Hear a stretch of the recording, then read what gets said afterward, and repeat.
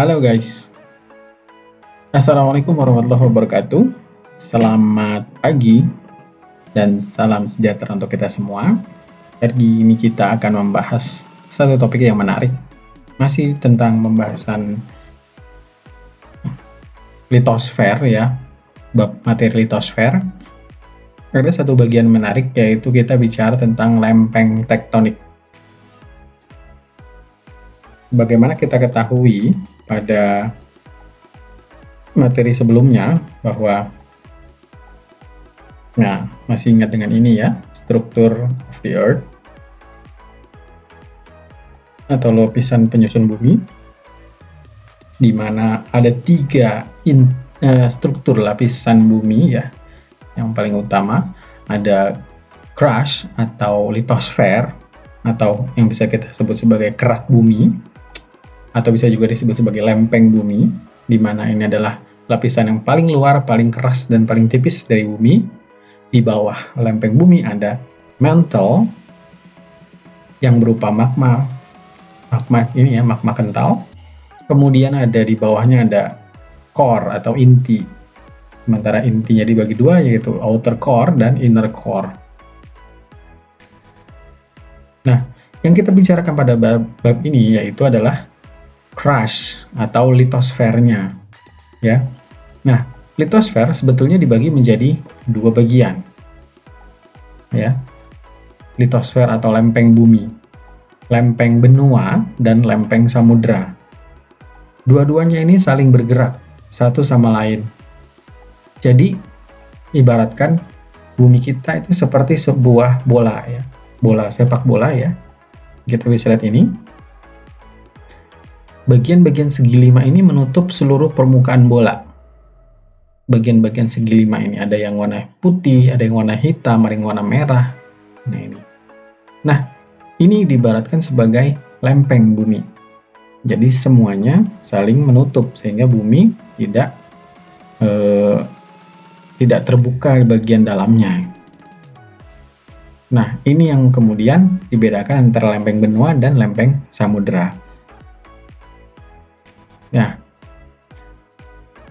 kalau semuanya itu sama, yaitu lempeng, dan menutup semuanya di seluruh muka bumi, maka kenapa ada lempeng benua dan lempeng samudra? Ini karena batuan dasarnya. Ingat, yang membedakan antara lempeng benua dan lempeng samudra adalah batuan dasarnya, atau batuan penyusunnya ya. Kalau lempeng benua disusun oleh batuan granit. Kalau lempeng samudra itu disusun menggunakan dengan batuan basalt. Secara spesifik ya, secara inti maksudnya adalah sifat ya. Secara sifat batuan granit itu lebih kuat, lebih kompak. Sementara batuan basalt ya kebalikannya dibandingkan dengan batuan granit. Dia lebih lemah. Nah, litosfer, lempeng-lempeng pada litosfer ini bergerak. Ada yang saling menjauhi atau yang bisa disebut sebagai rifting atau spreading, dan ada yang saling mendekat, yaitu subduction atau collision sharing. Nah, lanjut, lempeng tektonik tersusun oleh litosfer dan bagian atas mantel luar. Permukaan bumi tersusun oleh sejumlah lempeng yang senantiasa bergerak satu terhadap yang lain. Nah, gerakan-gerakan lempeng ini ada yang saling mendekati, ada yang saling menjauh, dan ada yang saling bergeseran. Ingat ya, saling mendekat, saling menjauh, dan saling bergeser. Nah, apa sih yang menyebabkan gerakan lempeng tersebut? Gerakan lempeng tersebut disebabkan oleh adanya arus konveksi yang di dalam mantel. Akibat apa? Akibat terjadinya reaksi nuklir. Ada gerak konveksi, arus konveksi. Ibaratnya seperti ini. Kalau kita memasak air dengan panci ya, di atas kompor, kita nyalakan kompornya, apinya membakar pancinya ya kan. Kemudian lama-kelamaan airnya mendidih. Bagaimana air jalan itu mendidih? airnya tidak langsung dari bawah kemudian suhunya naik, suhunya menjadi panas ke atas, tidak. Tapi yang terjadi adalah perputaran atau konveksi, ya kan? Karena sifat air yang dingin itu lebih berat dibandingkan dengan sifat air yang lebih hangat, maka ketika bagian bawah air panci mengalami suhu yang meningkat, maka dia menjadi lebih ringan. Maka bagian yang dingin kemudian berganti tempat, berpindah. Nah, inilah yang perputaran inilah yang juga terjadi di bawah mantel atau di bawah selimut bumi kita. Jadi, magma yang sudah mulai mendingin di dekat dengan litosfer, itu dia menjadi berat. Akhirnya apa? Tenggelam ke dalam lagi. Tenggelam. Nah, ketika dia tenggelam, masuk ke dalam, kemudian dia panas lagi. Nah, ketika panas, dia menjadi lebih ringan. Dia naik lagi ke atas. Kemudian mendingin lagi. Begitulah, sehingga terjadilah namanya arus konveksi di dalam mantel. Nah, inilah yang menyebabkan bumi kita mengalami pergerakan lempeng. Lempeng bumi kita ada yang saling mendekati, ada yang saling menjauhi, dan ada juga yang saling bergeseran. Lanjut. Nah, bagaimana kalau saling? Nah, ini namanya adalah penunjaman. Ini saling mendekati atau bertabrakan. Ya, lempeng dengan lempeng bertabrakan. Yang terjadi adalah penunjaman. Ya, konvergen. Ya. Nah, ini berpisah. Lempeng sama lempeng, yang satu ke kanan, yang satu ke kiri, tidak bertemu, tapi saling menjauh. Ini disebut sebagai menjauh atau divergen. Ya. Nah, yang ketiga adalah saling bergeser. Ya, bergeser atas bawah. Bukan kanan kiri tapi atas bawah, yang satu ke atas, satu ke bawah.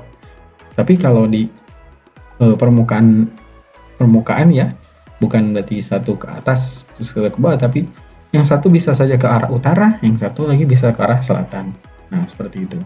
Ini disebut sebagai pergeseran atau sesar. Nah, ini adalah sebaran dari lempeng kerak bumi, ya. Lempeng-lempeng di bumi. Ya, lempeng-lempeng besar seperti Mid-Atlantic Ridge, kemudian ada South American Plate, kemudian ada North American Plate, kemudian ada Pacific Plate, ya, India Australian Plate, Antarctic Plate, dan juga Eurasian Plate. Ya, Indonesia bagaimana? Nah, ini Indonesia. Penyebaran lempeng di sekitar Indonesia. Indonesia ya dibentuk dari atau berada di atas 3 lempeng aktif dunia, yaitu lempeng Eurasia yang membentuk hampir sebagian dari kepulauan Indonesia, yaitu Pulau Sumatera, Kalimantan, Jawa, dan Sulawesi. Kemudian lempeng Indo-Australia yang membentuk sebagian Papua, ya, dan juga lempeng Pasifik. Nah, pertemuan 3 lempeng aktif dunia ini itu membentuk kepulauan Indonesia, ya, dengan banyaknya lempeng yang membentuk kepulauan Indonesia menyebabkan banyak implikasi terhadap hal tersebut. Nanti kita akan bahas pada dampak pergerakan lempeng di Indonesia. Nah, kenapa sih lempeng bergerak? Nah, ini kita ulang supaya lebih jelasnya, ya. Nah, awalnya lempeng benua itu satu lempeng, ya, satu plat, ya. Nah, di bawah lempeng itu ada magma atau lapisan mantel luar yang dia mengalami yang namanya konveksi atau pergerakan. Nah, kalau yang satu itu bergeraknya dari searah dengan jarum jam, tapi yang satu lagi berbalikan arah dengan jarum jam, yang terjadi adalah dia terpisah di atasnya, ya. Dia terpisah, pecah, patah gitu ya. Patah.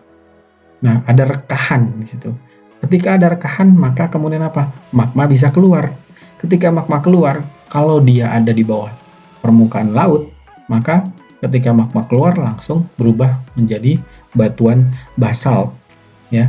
Nah, ini selama beberapa juta tahun yang akhirnya kemudian membentuk rekahan atau lembah sempit atau disebut sebagai rift zone. Gerakan lempeng itu hanya sekitar 2-10 cm per tahun.